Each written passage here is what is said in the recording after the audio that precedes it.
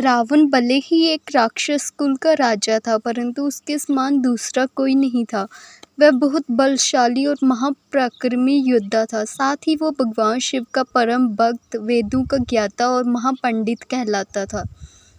जब राम और रावण में युद्ध समाप्त होता है और रावण मृत्युशैया पर पड़ा होता है, तब भगवान राम लक्ष्मण को रावण से शिक्षा लेने के लिए कहते हैं, क्योंकि रावण नीति, राजनीति और शक्ति के महान पंडित थे।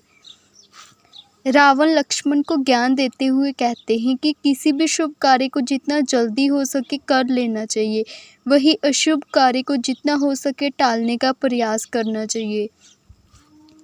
अपने शत्रु को कभी भी छोटा नहीं समझना चाहिए। मैंने जिन्हें साधारण बानर और बालू समझा, उन्होंने मेरी पूरी सेना का नाश कर दिया।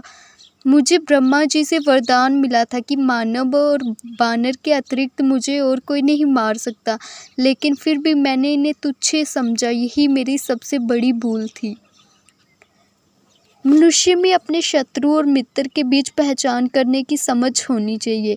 कई बार हम शत्रु को मित्र समझ लेते हैं और मित्र को शत्रु समझकर पराया कर देते हैं। रावण ने लक्ष्मण को उपदेश देते हुए कहा, अपने जीवन के गूढ़ रहस्यों के बारे में कभी किसी को भी नहीं बताना चाहिए, फिर चाहे कोई आपका कितना ही सगा क्यों ना हो।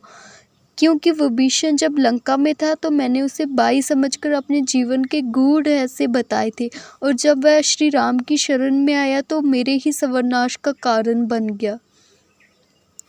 रावण ने आखिरी उपदेश देते हुए लक्ष्मण से कहा कि किसी भी पराई स्त्री पर बुरी नज़र नहीं रखनी चाहिए, क्योंकि जो व्यक्ति पराई स्त्री पर बुरी नज़र रखता है उसका सर्वनाश निश्चित है।